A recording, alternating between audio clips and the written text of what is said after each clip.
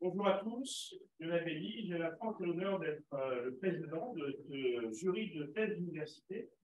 Et donc, nous allons écouter M. Clément Brossard, qui va nous présenter les travaux qu'il a réalisés sur l'analyse par intelligence artificielle d'image tronodensitométrique de patients traumatisés crâniens afin de prédire leur évolution neurologique. C'est à vous. Merci. Déjà, merci beaucoup au jury d'être venu, d'avoir accepté d'évaluer mes travaux. Et je vais vous présenter, comme l'a si bien introduit Lionel Veilly, mon projet de thèse, donc, qui a été mené entre le GIM et le CHU Grenoble, qui a été financé par la Fondation des Gueules Cassées et qui a été encadré par deux médecins du CHU, Pierre Bouzat et un chercheur du GIM, Benjamin Lemasson. Alors, rapidement, une petite introduction. Le traumatisme crânien, c'est une pathologie grave, fréquente. Ici, vous voyez l'évolution de l'incidence de l'admission aux urgences pour traumatisme crânien en fonction de la tranche d'âge des patients. Donc, vous voyez premièrement que les hommes sont 2 fois plus touchés que les femmes. Et certes, les victimes font partie du 3e âge principalement, mais non, principalement, c'est plutôt les enfants et les jeunes adultes. Donc, de par, premièrement, l'âge des victimes, mais de par également les séquelles qui peuvent être très lourdes du traumatisme crânien, cette pathologie a un coût humain et financier très important pour la société. Alors aujourd'hui, on classe habituellement le traumatisme crânien grâce à l'échelle de Glasgow, qui permet d'évaluer l'état de conscience d'un patient juste après son accident. Donc, tout simplement, on mesure la réponse visuelle, la réponse motrice et verbale d'un patient, et ça permet de classer le traumatisme crânien en léger, modéré ou sévère. Alors, cette échelle, elle est utilisée en routine clinique systématiquement, mais elle est quand même imprécise et elle est surtout non utilisable après la sédation. Et pourtant, dans le cas du traumatisme crânien, les patients sont très souvent sédatés. Donc, cette échelle ne permet pas de suivre l'état du patient au cours du temps et l'état des lésions. Donc, pour suivre ces lésions, on utilise une technique d'image, entre autres, une technique d'imagerie médicale qui s'appelle la tomodensitométrie à rayon X, ou scanner, plus communément. Et cette méthode, cette modalité d'imagerie permet de visualiser la densité des tissus imagés. Dans notre cas, la densité des tissus du cerveau. Ici, vous pouvez voir qu'une fracture à partir de l'image TDM pour tomodensitométrie, d'un patient TC, traumatisme crânien, traumatisé crânien. Donc, ça permet de voir la densité des tissus, donc facilement les fractures de l'os, mais également différents types de lésions qui sont typiques du traumatisme crânien. Dans le cas du traumatisme crânien, la tomodensitométrie, c'est la modalité de choix par rapport aux autres méthodes d'imagerie médicale comme l'IRM. Tout simplement parce qu'elle est moins coûteuse, elle est plus rapide et surtout plus accessible. On a des patients qui sont souvent très assistés et ça peut être assez compliqué de leur faire passer un IRM rapidement. Ces images sont quantitatives et l'image peut être résumée en différents scores d'imagerie. Il y en existe plusieurs, notamment celui de Marshall, celui de Rotterdam. Ici, je vous ai mis un peu le calcul du score de Rotterdam. Et ces scores d'imagerie ont pour but de résumer l'image en un score un score quantitatif. Et donc, typiquement ici, pour le score de Rotterdam, on le calcule en répondant à des questions binaires. Typiquement ici, est-ce que le sillon central a bougé de plus ou moins de 5 mm? Donc évidemment, si le sillon central a bougé de plus de 5 mm, on ajoute un point au score, sinon on n'ajoute pas de point au score. Et au final, on a un score qui vise à représenter l'intensité des dégâts sur l'image. Ces scores sont peu reproductibles, ils sont également peu précis et surtout longs à calculer, ce qui fait qu'en pratique clinique, ils ne sont pas vraiment utilisés. Pourtant, ces scores, dans la littérature, il a été montré qu'ils sont corrélés, surtout quand on les associe à des métriques cliniques, comme l'âge du patient, le score de Glasgow, etc. Eh bien, on a montré que ces scores étaient corrélés au devenir à long terme des patients. Les 2 scores principaux, les plus connus, c'est les scores CRASH et RAND.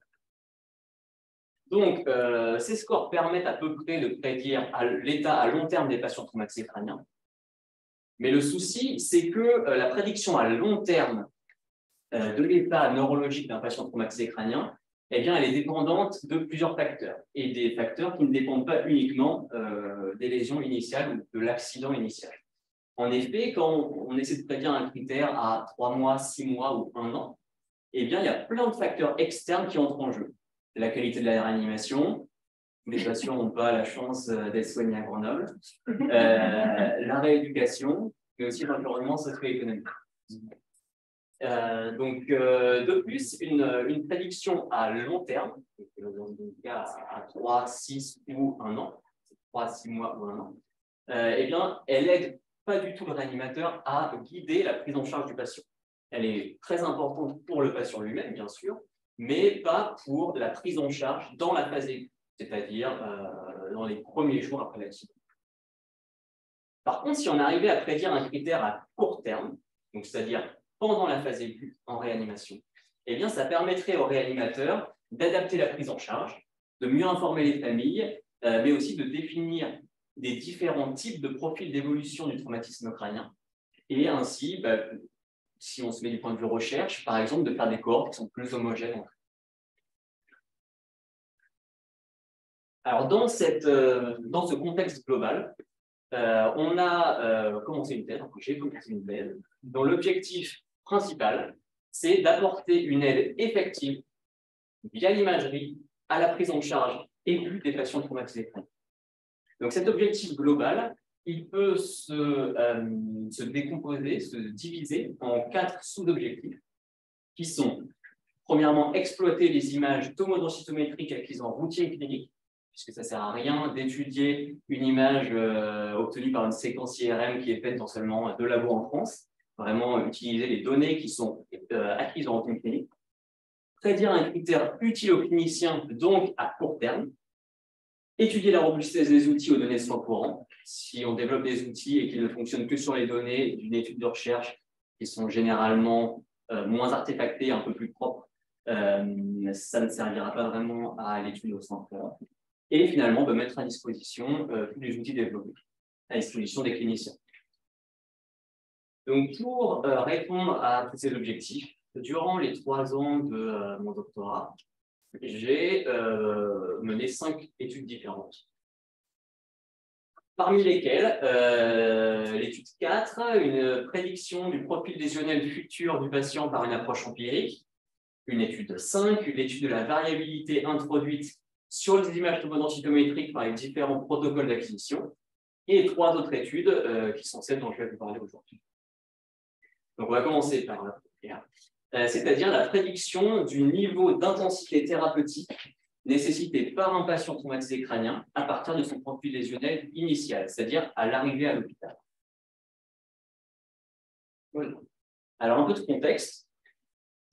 Aujourd'hui, il est très difficile de prédire dès l'arrivée à l'hôpital l'intensité de la prise en charge dont va avoir besoin un patient. Ici, je vous ai mis 2 images tomodensitométriques de 2 patients arrivés au CHU Grenoble. Donc ça, c'est leur image à l'arrivée. Et on se rend compte que le lendemain, il y a un des patients qui a subi une crâniectomie. C'est-à-dire que la pression intracrânienne de ce patient a été telle qu'on a été obligé de retirer une partie du crâne pour faire baisser cette pression. L'autre, par contre, n'a pas nécessité une intervention aussi intense.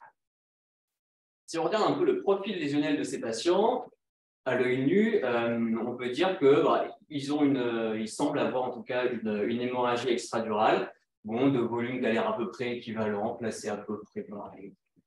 Et notre but, ça va être d'extraire des métriques à partir de ces lésions pour essayer de prédire et de discriminer ces 2 patients. Alors, je vous ai parlé de la crâniectomie parce que c'est très intense et que c'est visuel surtout. Mais il y a différents types d'évolution du traumatisme crânien, comme par exemple une hydrocéphalie, une poussée œdémateuse, etc., qui entraînent des prises en charge différentes. Ces prises en charge, elles peuvent être résumées à travers un score qui s'appelle le TILSUM, donc Therapy Intensity Level Summary, et qui recense toutes les interventions ou traitements qui ont été appliqués aux patients et qui permet de quantifier ça dans un score entre 0 et 38. Typiquement, pour regarder notre exemple de crâniectomie, si le patient a subi une crâniectomie, on va rajouter 5 points au score. Dans notre étude, on a essayé de prédire si un patient, dès l'arrivée à l'hôpital, si un patient allait vivre au moins un jour avec une intensité thérapeutique extrême. Donc, le tilsome est calculé quotidiennement, mais on peut tracer son évolution longitudinale sur ce type de courbe-là. Et donc, si un patient subit au moins un jour d'évolution d'intensité thérapeutique extrême, eh bien, on va le classer dans le groupe tilsome haut. Et comment on définit un score, une prise en charge extrême? On définit une prise en charge extrême quand le tilsome est supérieur ou égal à 11. Donc, typiquement, là, sur ces deux courbes, il y en a un qui dépasse au moins une fois, bon, en pratique, il y reste, mais qui dépasse au moins une fois la barre platitude des 11. Du coup, ce patient-là, associé à la courbe du tilsome en rouge, va être classé dans le groupe tilsome haut et celui en vert dans le groupe tilsome bas. Donc, ce critère, c'est un critère qui reflète la sévérité de la phase aiguë, qui est non dépendant, en tout cas beaucoup moins d'un critère à long terme, beaucoup moins dépendant des interactions externes, mais dépend beaucoup plus, en tout cas proportionnellement, du profil lésionnel initial des patients. Donc, pour mener cette étude, on a mis en place un protocole de recherche clinique associé à une cohorte qui s'appelle la cohorte radio-MIC-TBI et qui est constituée de 29 patients imagés au CHU Grenoble et admis pour un traumatisme crânien fermé. Ils ont été inclus de janvier 2020 à avril 2021, donc pendant les 2 premières années de ma thèse. Et sur ces 29 patients, eh bien, ces 29 patients ont été imagés à l'arrivée à l'hôpital, à J0, le lendemain à J1 et 3 jours plus tard à J3. Donc, l'imagerie à J0 et à J1, c'est de la routine clinique. La particularité de cette cohorte, c'est vraiment l'imagerie à J3. Et d'ailleurs, c'est tellement pas de la routine clinique que pour 3 patients, on n'a pas pu effectuer ce scan à J3, donc finalement, on n'a que 84 images au lieu de 80. En plus, tous ces patients, sur tous ces patients, on a récupéré des données cliniques, parmi lesquelles l'âge, le score de Glasgow, la pression artérielle moyenne, le taux d'hémoglobine et la présence ou absence d'antiagrégants. On a également recensé de quoi calculer le tilsome quotidien. Donc, on a recensé toutes les interventions subies par le patient. Et finalement, Jules Arnaud de Buchère, dans le cadre de sa thèse de médecine, a segmenté manuellement 7 types de lésions sur les 84 images. Donc, ces 7 types de lésions, c'est l'hémorragie intraparenchymateuse, les pétéchies, l'œdème, l'hémorragie intraventriculaire, l'hémorragie structurale, extradurale et sous-draculaire. Donc, on a des images acquises à J0, on a des segmentations, on va essayer d'extraire des métriques de ces images et ensuite classifier de manière à prédire notre critère basé sur l'intensité thérapeutique. Alors, qu'est-ce qu'on va extraire comme métrique? Eh bien, là, on a discuté avec les médecins du pôle anesthésie et réanimation de Grenoble. On discute de manière en moyenne, toutes les 2 semaines. Et on a mis en évidence que l'importance de la localisation et du type de lésion dans la prise en charge. En fait, il est assez courant que les médecins, entre eux, parlent d'un patient comme ayant un hématome mal placé. Donc, un hématome mal placé, ça veut dire associé à un pronostic estimé défavorable. Donc, on a essayé de quantifier ces 3 informations, le volume lésionnel, le type lésionnel et la localisation spatiale des lésions. Donc, pour faire ça, on a créé un pipeline de quantification. Donc, un pipeline, c'est un enchaînement d'opérations qui a pour but d'extraire ces 3 métriques, volume, type et localisation. Alors, finalement, pour le volume et le type, c'était assez facile, puisqu'on avait déjà les segmentations manuelles dessinées par Jules Arnaud de Buchère. Donc, finalement, grâce à tout ça, on a déjà et le volume et le type de lésion. Vous voyez d'ailleurs qu'ici, on a des lésions qui peuvent être focales, ou alors diffuse. Donc, c'est c'est compliqué de segmenter manuellement. Il faut garder ça en tête pour plus tard. En ce qui concerne la localisation des lésions, eh bien, on a recalé de manière automatique un atlas structurel qui divise le cerveau en 10 classes différentes. Donc, c'est des classes assez grossières, le lobe frontal, le lobe pariétal, le thalamus, etc. On a recalé cet atlas sur les images de nos 29 patients à J0, sur l'image acquise à J0. On a utilisé des algorithmes de recalage linéaires, mais aussi élastiques, parce que dans le cas du traumatisme crânien, on a souvent des crânes qui sont déformés, forcément dû à l'accident. Une fois qu'on a la segmentation et l'atlas recalé, on peut superposer les deux. Et finalement, pour chaque voxel de l'image, on a associé une zone de l'atlas et soit un type de lésion, soit aucune lésion. Et bien grâce à ça, on a pu extraire ce qu'on a ensuite défini comme étant le profil lésionnel d'un patient, c'est-à-dire le volume de chacun des types de lésions dans chacune des zones de l'atlas. Typiquement ici, ce patient-là, c'est un exemple, mais ce patient-là a 30 millilitres d'hémorragie sous-durale dans le lobe pariétal. Donc ça, c'est ce qu'on a défini comme étant le profil lésionnel, et ce pipeline d'analyse-là, qui prend en entrée une image tomodensitométrique et une segmentation, on l'a appelé CT-DICA. Alors, jusque-là, je vous ai parlé de la segmentation manuelle à 7 classes qui a été dessinée par Jules Arnaud. Mais à la fin de la première année de ma thèse, il y a un article qui est sorti dans le Lancet Digital Health, publié par Montero et l'équipe de Londres, de Glocker et de Menon, et qui présente un algorithme de segmentation automatique des lésions du traumatisme crânien à partir des images tomodensitométriques. Donc, c'est un réseau de neurones. Et cet algorithme BLAST-CT segmente automatiquement 4 types de lésions.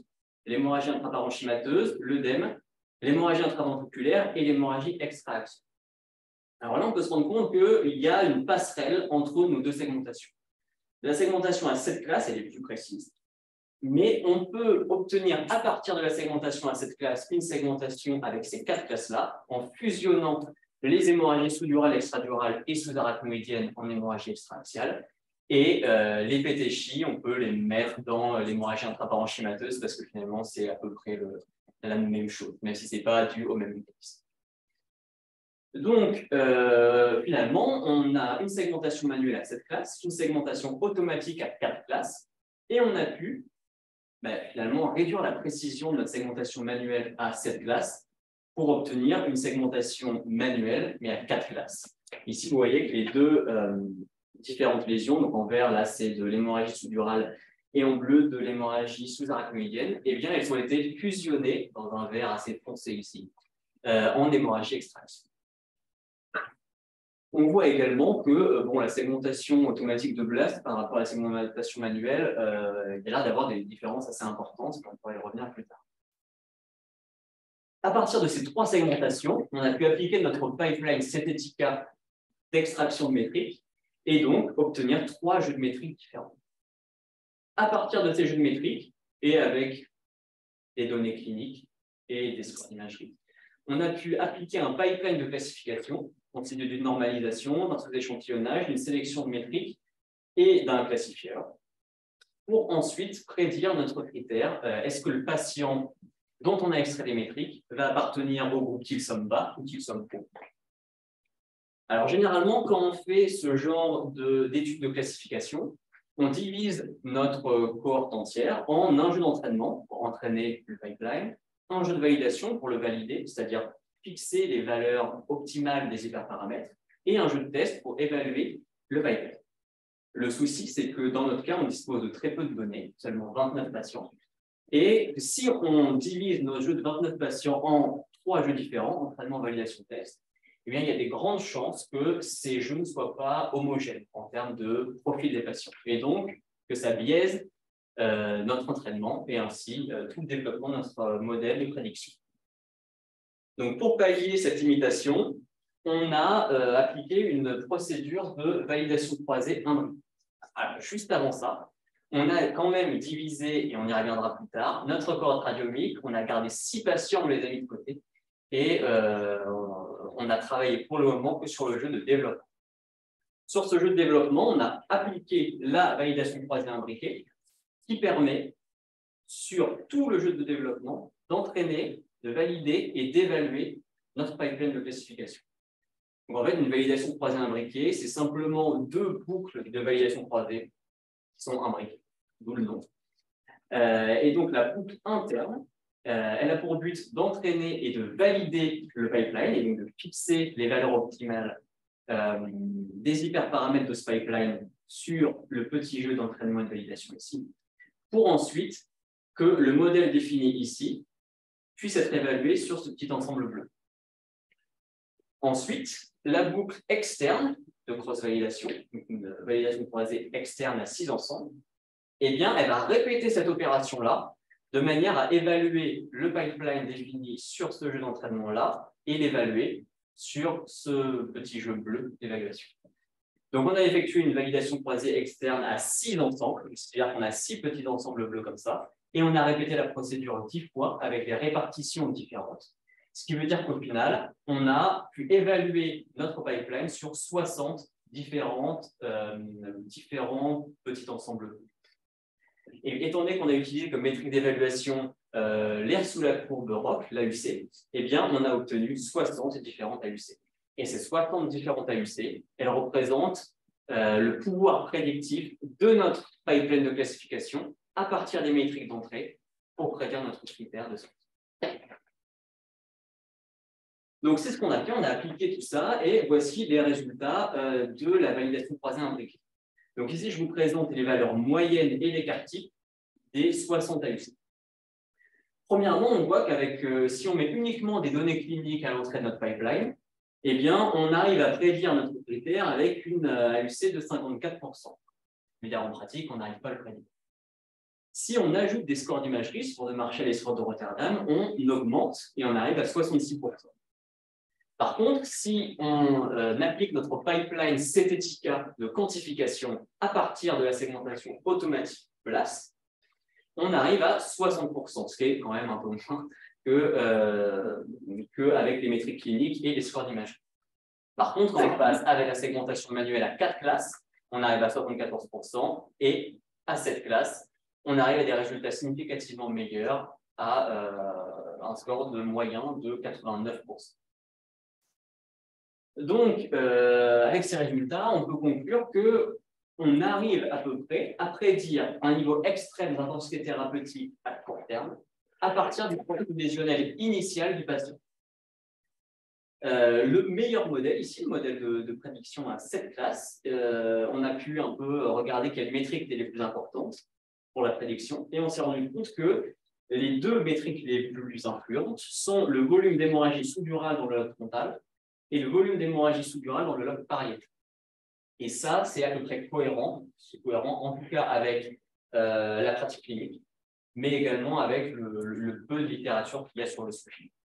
Donc, on a 2 modèles de classification, de prédiction. Un qui travaille avec la segmentation à 7 classes et l'autre à 4 classes. Et ces 2, on les a sauvegardés. Et on va les utiliser sur le jeu de test qu'on a mis de côté précédemment.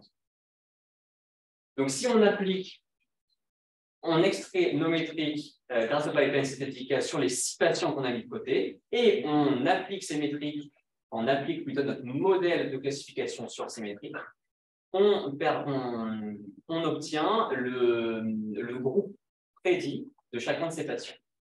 Alors, si on utilise la segmentation BLAST, on n'arrive pas à prédire correctement seulement 3 patients sur 6, donc c'est-à-dire une prédiction aléatoire, le critère sur la prise en charge. Et comme on s'y attendait, avec la segmentation manuelle, on arrive à bien classer 5 patients sur 6. Donc, on a un modèle de prédiction qui est performant, mais qui est dépendant d'une segmentation manuelle. Et la segmentation manuelle, elle est chronophage et elle est irréalisable en clinique. Quand Jules Arnaud a dû dessiner les lésions, il a mis environ 3 à 4 heures par image TDR, parce que c'est des images quand même assez résolues. Donc, c'est clairement irréalisable en clinique. Donc, dans notre but initial de rendre ces outils utilisables en clinique, on a clairement besoin de développer un algorithme de segmentation automatique à cette classe. Ici, je vous ai mis quelques petites différences de segmentation. Si BLAST n'arrive pas à prédire, c'est probablement parce que les segmentations sur nos données sont plutôt mauvaises. On y reviendra un peu tout à l'heure. Donc, ça nous a mené vers l'étude numéro 2, dans laquelle on a essayé de développer un algorithme de segmentation automatique à cette classe à partir des images TDM. Alors, pour faire ça, on a un peu regardé la littérature et on s'est rendu compte que les meilleures performances de l'état de l'art, elles sont obtenues par des réseaux de neurones convolutifs.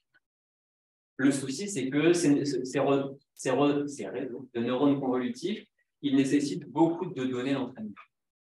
Typiquement, BLAST, qui est un réseau de neurones convolutifs, qui est basé sur l'architecture DeepMedic, il a nécessité environ 1000 images TDM pour être développées, et des images multicentriques, environ 60. Et nous, on a que 84 images disponibles. Donc, on s'est tourné plutôt vers une approche d'apprentissage par transfert. L'idée, c'est de ne pas réentraîner un réseau à partir de zéro, mais de profiter de l'entraînement déjà effectué de BLAST pour réentraîner ce réseau et donc l'affiner sur nos données. C'est ce qu'on a fait. On a premièrement divisé nos 84 images en un jeu d'entraînement, de validation et de test. Alors, le jeu de test, on a gardé le même que pour la classification. Ça, on y reviendra plus tard.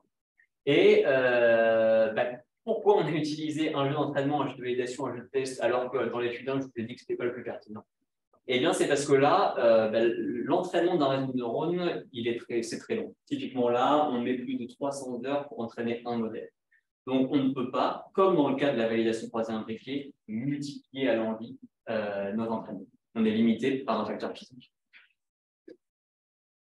On a entraîné nos modèles sur la grille de calcul Brecane, la grille de calcul de l'Université Grenoble, et on a entraîné plusieurs modèles différents. Premièrement, 2 modèles de segmentation à 4 classes. L'un en partant de poids du réseau aléatoire, c'est-à-dire sans approche par transfert learning, et en réutilisant la même architecture exactement que BLAST. Et l'autre en faisant la même chose, mais plus avec des poids aléatoires, avec les poids du modèle BLAST. Donc en fait, le modèle que j'appelle random, il est entraîné à partir de 0, et le modèle fine-tuning, il est entraîné à partir de BLAST, donc c'est simplement un réentraînement. Et vu qu'on ne change pas l'architecture, on parle plutôt de fine-tuning plutôt que de transfert. On a également entraîné 2 autres réseaux de segmentation, cette fois à 7 classes. Encore une fois, un modèle avec des poids aléatoires et l'autre en partant du modèle déjà réentraîné à 4 classes. Pour ce modèle-là, qui segmente automatiquement 7 types de classes, on a été obligé de modifier l'architecture et notamment la dernière couche du réseau de BLAST, la couche de classification. Et quand on change d'architecture et qu'on change de classe, de tâche de prédiction, on ne segmente plus 4 classes, mais maintenant 7 classes, on peut parler de transfert learning cette fois-ci. En ce qui concerne les paramètres d'entraînement, rapidement, on a fait un apprentissage par patch, centré sur les lésions. On a fait une petite étape comme c'était effectué par BLAST finalement, d'augmentation de données. On a utilisé une fonction de coût différente pour l'entraînement après classé à cette classe. On arrête l'entraînement grâce à un critère d'arrêt et on évalue nos modèles grâce au score de DICE qui mesure le recouvrement entre la segmentation automatique et la segmentation manuelle. Et finalement, on a conservé pendant tout l'entraînement le modèle qui fournit les meilleurs scores de DICE sur le jeu de validation. Donc voici quelques résultats, quelques illustrations de ces segmentations automatiques sur un patient test. Alors ici, l'image initiale TDM, ici la segmentation de BLAST, et ici la segmentation manuelle. Donc encore une fois, on s'aperçoit que BLAST sous-estime systématiquement sur nos données le volume de chacune des lésions. Si on regarde maintenant les segmentations validantes, celles qu'on a entraînées, on voit ici la segmentation BLAST, ici la segmentation obtenue sans transfert learning, en apprentissage à partir de 0. Et on se rend compte que l'apprentissage à partir de 0, il est déjà bien plus performant en ce qui concerne le volume des lésions segmentées. Par contre, c'est l'apprentissage par transfert learning qui fournit les meilleures prédictions visuellement, puisqu'ici, on identifie mieux typiquement ici l'hémorragie extra-axiale, qui, dans l'entraînement à partir de 0, a été définie comme étant de l'hémorragie intraparenchymaire. À cette classe, on obtient à peu près les mêmes résultats, c'est-à-dire que si la segmentation à partir de poids aléatoires segmente à peu près bien les volumes globaux, eh bien, on est quand même plus précis dans l'identification des lésions avec l'apprentissage par transfert latéral. Maintenant, si on compare la segmentation à 4 classes et celle à 7 classes, eh bien, on se rend compte que le volume est à peu près le même. Mais par contre, ici, on peut voir qu'on a bien une distinction entre l'hémorragie sous-arachnoïdienne ici, on l'a bien identifié avec le modèle à 7 classes, alors que ce n'est pas le cas avec le modèle à 4 classes. Donc ça, c'est uniquement des illustrations. Mais si on calcule le score de DICE sur tous les patients du jeu de test et qu'on les regroupe sous forme d'histogramme, voici ce qu'on obtient. Donc à gauche, les scores de DICE comparés entre les segmentations automatiques à 4 classes et ici à droite à 7 classes. Donc premièrement, on peut voir que l'apprentissage en partant de 0, l'apprentissage aléatoire, eh bien, fournit des performances bien meilleures que celles de BLAST, ici en blanc. Et on remarque également, comme finalement on l'avait vu dans la visualisation que je vous ai montré juste avant, que l'apprentissage par transfert fournit des résultats lui-même significativement meilleurs que l'apprentissage en partant de 0. Et à cette classe, c'est globalement la même chose. L'apprentissage par transfert est plus performant, sauf ici, sur l'hémorragie extradurale. Mais ici, on pense que c'est lié à notre... on avait très peu d'hémorragie extradurale dans notre jeu de validation. Donc, on pense que ce fait-là a biaisé notre apprentissage. Donc, maintenant, on a obtenu des segmentations qui ont l'air bien meilleures que BLAST, des segmentations automatiques. Mais finalement, elles ont l'air meilleures. Mais est-ce qu'elles sont meilleures? Est-ce qu'elles sont assez meilleures? Est-ce qu'elles sont suffisantes pour prédire notre problématique clinique? Donc, pour faire ça, on a toujours sur notre petit jeu de test qui est commun avec l'étude 1 et l'étude 2, on a appliqué notre segmentation automatique à 4 classes et à 7 classes. Et à partir de cette segmentation automatique, on a extrait, grâce à notre pipeline Cetetica, les métriques de volume, de type et de localisation des lésions sur les 6 patients du jeu de test. Et ensuite, on a appliqué nos 2 modèles de classification pour prédire le groupe d'appartenance des 6 patients du jeu de test. Et on se rend compte que, sur évidemment ce jeu de test assez limité, puisqu'il y a que 6 patients, les segmentations automatiques fournissent des résultats équivalents aux segmentations manuelles. Donc l'objectif est rempli, on a une segmentation automatique qui peut nous permettre de rendre notre pipeline entièrement automatique et de prédire avec la même performance notre critère de classification. Donc qu'est-ce qu'on peut rapidement conclure de cette étude 2? BLAST, qui a été entraîné sur plusieurs centaines d'images et même 60 centres différents, affiche de très faibles performances sur nos données, en tout cas des performances qui ne sont pas suffisantes pour notre question clinique. Ça, on ne sait pas encore vraiment pourquoi. On soupçonne une variabilité des protocoles introduits sur les images par les protocoles d'acquisition au scanner. Et on soupçonne également une différence dans la manière de segmenter les lésions. Peut-être qu'on ne segmente pas pareil à Grenoble qu'aux États-Unis ou même en Angleterre. Puis on peut aussi conclure que l'apprentissage par transfert fournit les meilleurs résultats par rapport à l'apprentissage de 0, ce qui nous paraît évident, enfin, en tout cas, ce qui nous a pas surpris. Et ces 2 conclusions peuvent nous amener une réflexion sur le fait que ce type de réentraînement pourrait devenir une étape de pré-traitement dans les études d'imagerie. C'est-à-dire, si dans une étude d'imagerie, on veut appliquer un algorithme, notamment un réseau de neurones qui a été entraîné à l'extérieur du labo, eh bien, on peut récupérer un petit échantillon de nos données, réentraîner l'algorithme sur ces données et appliquer l'algorithme réentraîné pour l'étude d'imagerie. Et finalement, maintenant, on dispose évidemment de 2 modèles de segmentation automatique, l'un à 4 classes et l'autre à 7 classes. Donc, si on regroupe les études 1 et 2, on dispose maintenant d'un pipeline 100% automatique qui quantifie le profil lésionnel d'un patient à partir de son image HI0 et qui permet de prédire le niveau d'intensité thérapeutique nécessité pendant la première semaine en réanimation dès l'arrivée à l'hôpital.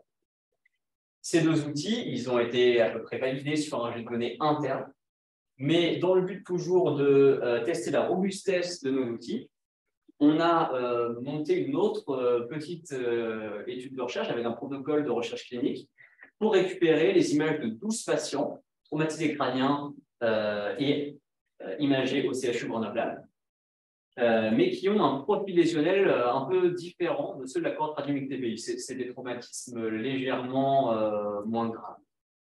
Et on a, encore une fois, validé et nos modèles de classification et nos modèles de segmentation sur ces deux nouveaux patients. Et je ne vous présente pas les résultats, mais on a écouté dans le manuscrit. On a des résultats qui sont à peu près concordants, même si la performance est légèrement moins que sur le jeu de données interne. Il paraît cohérent puisque tout a été entraîné sur le jeu de données interne. Donc maintenant qu'on a des modèles performants, 100% automatiques, eh bien, l'étape d'après, toujours dans nos objectifs définis au début, la prochaine étape, c'est de mettre à disposition des cliniciens ces outils. Donc, premièrement, on a voulu mettre tous les codes de développement sur un ordinateur au CHU. Donc, on s'est heurté à plusieurs problèmes. Premièrement, c'est un pipeline qui est quand même assez complexe. Il fait appel à du code MATLAB, du code Python, des logiciels différents, FSL, ONS pour le recalage. Et tout simplement, c'est compliqué d'installer un environnement logiciel qui fonctionne sur une machine externe. Et c'est surtout compliqué au niveau administratif. Parce qu'on ne peut pas installer n'importe quoi sur un ordinateur qui est connecté au réseau du CHU. Et on comprend bien pourquoi. Donc, on s'est tourné vers une plateforme qui s'appelle la plateforme VIP, pour Virtual Imaging Platform, et qui a été développée à Lyon, dans le laboratoire Creatis, et qui permet de mettre à disposition des ressources de calcul et des pipelines de traitement d'imagerie médicale. Donc, cette plateforme BIP fonctionne par des conteneurs Docker. Donc, finalement, on encapsule tous les outils nécessaires. C'est une petite machine virtuelle en Docker. On encapsule tout ce qu'il faut pour faire tourner notre algorithme. On le met sur la plateforme. Et cette plateforme, elle est accessible par un navigateur web.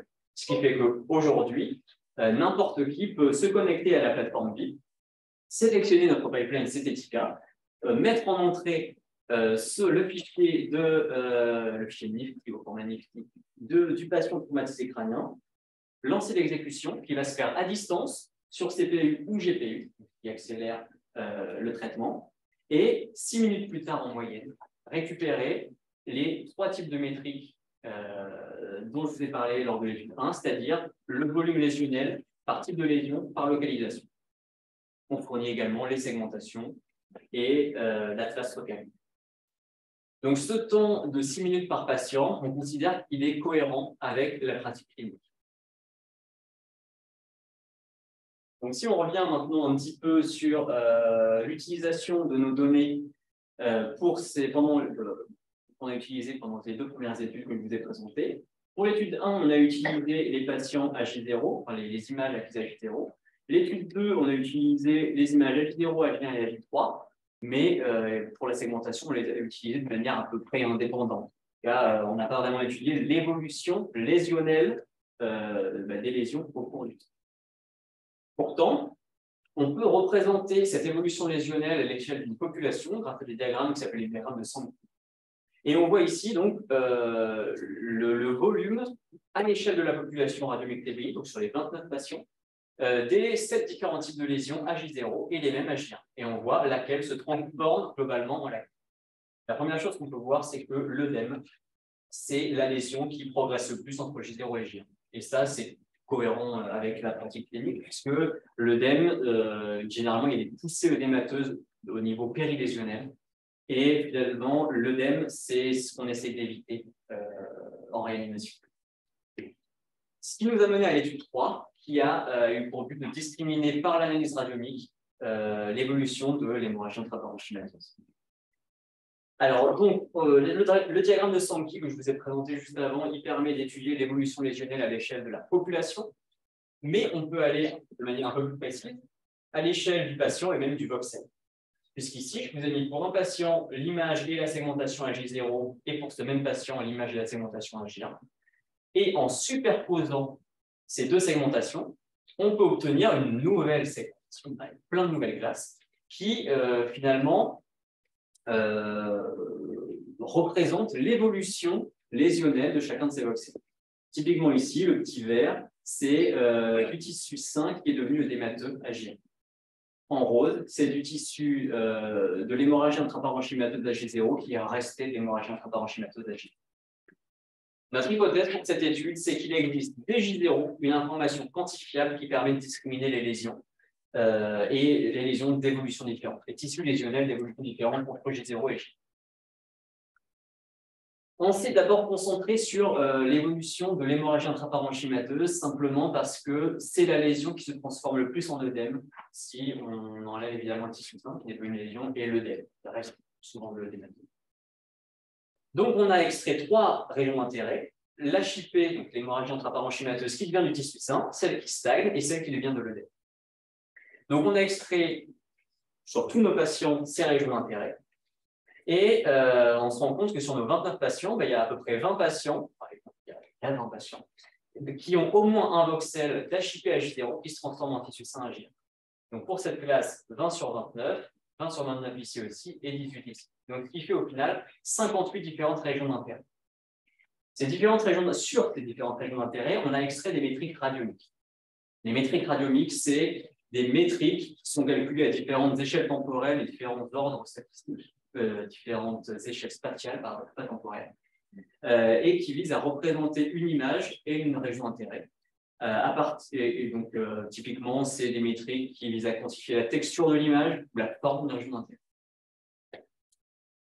Là, je vous remontre un peu une figure globale, c'est-à-dire on a 2 patients, on a des régions d'intérêt différentes, puisqu'on a une évolution différente de cette hémorragie intraparenchymateuse ici.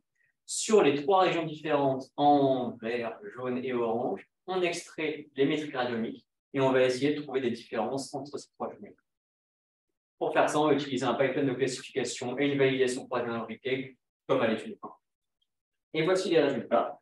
Cette fois, on regarde l'exactitude de prédiction et pas l'AUC, puisque cette fois, on a un problème de classification à 3 classes. Et on voit qu'on obtient, pour prédire l'une de nos 3 classes, un score d'exactitude de prédiction de 74%. Et étant donné que c'est un problème à 3 classes, si on avait un classifieur aléatoire, il classerait bien, il aurait un taux moyen de prédiction de 34%. Donc ça nous pousse à penser qu'il semble y avoir dans l'image, à J0, dès J0, parce qu'on a extrait les métriques radiomiques à J0, une information qui permet de distinguer les différents tissus d'évolution lésionnelle différents. Et qui permet de discriminer ça avec des métriques radiomiques qui malheureusement sont compliquées à interpréter. On a fait la même chose sur l'œdème, c'est-à-dire est-ce qu'à partir d'une lésion œdémateuse à J0, on arrive à savoir les tissus qui vont devenir tissus sains ou ceux qui vont rester œdémateux, et on voit qu'à 59%, on arrive pour un problème de segmentation binaire, on n'arrive pas vraiment à segmenter, à discriminer l'œdème. Prochain objectif, c'est d'utiliser un réseau de neurones pour essayer de prédire la segmentation AG1 à partir uniquement de l'image TDM AG0. Comme ça, le réseau de neurones va essayer de trouver des métriques radiomiques optimales pour effectuer cette discrimination. Donc, si on conclut, les 3 études que je viens de vous présenter, on a développé l'analyse automatique quantitative des images TDM. Grâce à l'étude 1, on a trouvé un lien entre les lésions initiales et l'intensité thérapeutique à court terme, et à notre connaissance, c'est l'un des premiers. L'étude 2 a montré qu'on a pu développer un algorithme de segmentation automatique à 7 classes, typiques du traumatisme crânien, qui est à notre connaissance le premier, qui va être utilisé au CHU Grenoble dans plusieurs études qui vont bientôt débuter. On a également mis en place une méthodologie d'analyse de bases de données de petite taille, ce qui n'est pas courant, mais les approches par transfer learning et par validation croisée imbriquée, finalement, avec ce qu'on avait, le peu de données qu'on avait, on a essayé de mettre en place une procédure pour pallier ce manque de données. Et on est assez content des résultats, puisque récemment, il y a une étude qui est sortie en préprint début août, si je me souviens bien, qui est une étude sur 600 patients et qui a trouvé, en tout cas qui a mis en évidence l'influence de l'hémorragie extra-axiale dans les lobes frontaux, ce qui est plus ou moins cohérent avec ce qu'on trouve nous, même si le critère de prédiction n'était pas vraiment à la même échelle temporelle. Ils essayaient de prédire un critère à long terme. Donc, si on trouve sur 30 patients, même pas 29, à peu près les mêmes résultats qu'à 300 patients, 600 patients même, c'est qu'on est plutôt confiant sur notre méthode. L'étude 3 a permis de discriminer les différentes évolutions. Et évidemment, on a fait tout ce qu'on peut, mais il y a quand même plusieurs limitations à nos études. Premièrement, on a fait ce qu'on peut, mais il y a quand même trop peu de données pour justifier une utilisation en clinique. Clairement, et pour ça, on va acquérir de nouvelles images au CHU Grenoble. On parle notamment de récupérer les données de sang courant. Finalement, on peut aussi dire que la cause de la sous-performance de BLAST, elle est encore inexpliquée, vraiment. Donc, on a des pistes, notamment, il y a Maya Tezan qui a effectué un stage que j'ai pu co-encadrer sur la robustesse, sur l'influence des différents protocoles d'acquisition sur les images et qui continue en thèse dans notre équipe sur l'étude de la robustesse des algorithmes de segmentation sur les données de soins courants. Et finalement, et c'est peut-être l'un des plus gros regrets, mais quelque chose qu'on aurait aimé pousser un peu plus loin, c'est qu'on aurait aimé exploiter davantage l'information longitudinale. Nous, on a plutôt étudié vraiment à des temps précis à J0, alors que la richesse de notre cohorte, c'est vraiment l'aspect longitudinal. On peut voir ici avec toutes les transformations, et avec le petit gif ici, qui doit pouvoir permettre de prédire des informations utiles pour les cliniciens. Et donc pour ça, moi je vais continuer quelques mois en post-doc là-dessus. Et il y a notamment un stage de Master 2 qui devrait commencer en février, qui va se focaliser là-dessus. Finalement, et je termine avec ça, le travail de chercheur, c'est pas seulement, heureusement ou malheureusement, des études scientifiques. C'est aussi plein de procédures administratives et d'encadrement. Et pendant les 3 ans de doctorat, j'ai pu, je ne sais pas si je dirais profiter de ça, mais j'ai pu voir un petit peu ce que c'est, puisque j'ai participé à 5 demandes de financement obtenues pour un peu plus de 180 000 € récupérés pour financer principalement mes salaires. J'ai pu participer en tout cas au montage de 3 protocoles de recherche clinique validés par la direction de la recherche clinique et d'innovation au CHU Grenoble. Donner quelques heures de cours à l'université, publier plusieurs articles, en tout cas 2 pour le moment, qui ont été acceptés dans des journaux de comité de lecture. Un 3e qui contient les résultats principaux de la thèse qui devrait être soumis très rapidement, et il est écrit depuis un bon bout de temps. Je trouve quelques temps pour le soumettre. Et une conférence internationale à Vienne, le Congrès de radiologie européenne. Et j'ai pu également encadrer, en tout cas travailler avec et encadrer 2 médecins dans leur stage de master recherche et de thèse de médecine. Donc, on a travaillé ensemble, plutôt qu'encadrer. Et encadrer une ingénieure dont Valéa, dont je vous ai parlé précédemment. Donc, je pense que autant par les études scientifiques que je vous ai montré et par ces petites tâches administratives, j'ai pu découvrir un peu ce que c'était que le métier de chercheur, de former à. Bon, merci.